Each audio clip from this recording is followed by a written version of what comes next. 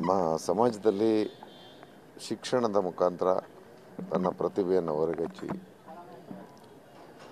ವಿದ್ವತ್ತನ್ನು ಪಡೆದು ಅದರ ಮುಖಾಂತರ ಅಧಿಕಾರವನ್ನು ಪಡೆದು ಬಾಬಾ ಸಾಹೇಬರ ಅನುಯಾಯಿ ಸಮಾಜಕ್ಕೆ ತನ್ನ ಶಕ್ತ್ಯಾನುಸಾರ ಸೇವೆ ಮಾಡ್ತಕ್ಕಂಥ ಕನಸನ್ನು ಹೊತ್ತು ಹಲವಾರು ಹೋರಾಟಗಳನ್ನು ಮಾಡಿ ಯಶಸ್ಸನ್ನು ಪಡೆದು ಕೆಲವು ವಿಚಾರಗಳಲ್ಲಿ ಅವರು ಯಶಸ್ಸನ್ನು ಪಡೀಲಿಕ್ಕಾಗಲಿಲ್ಲ.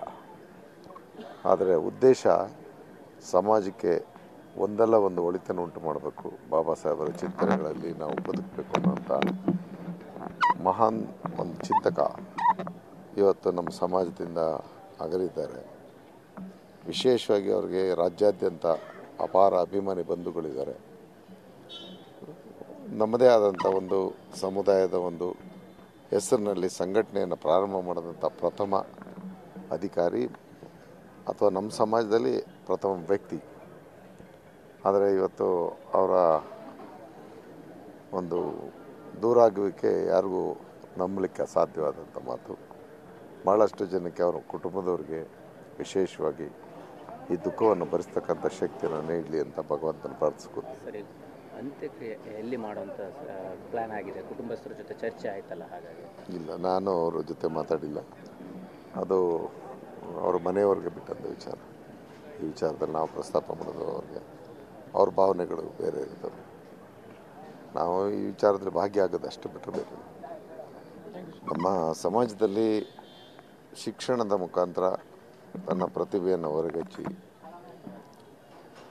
ವಿದ್ವತ್ತನ್ನು ಪಡೆದು ಅದರ ಮುಖಾಂತರ ಅಧಿಕಾರವನ್ನು ಪಡೆದು ಬಾಬಾ ಸಾಹೇಬರ ಅನುಯಾಯಿ ಸಮಾಜಕ್ಕೆ ತನ್ನ ಶಕ್ತ್ಯಾನುಸಾರ ಸೇವೆ ಮಾಡ್ತಕ್ಕಂಥ ಕನಸನ್ನು ಹೊತ್ತು ಹಲವಾರು ಹೋರಾಟಗಳನ್ನು ಮಾಡಿ ಯಶಸ್ಸನ್ನು ಪಡೆದು ಕೆಲವು ವಿಚಾರಗಳಲ್ಲಿ ಅವರು ಯಶಸ್ಸನ್ನು ಪಡೀಲಿಕ್ಕಾಗಲಿಲ್ಲ.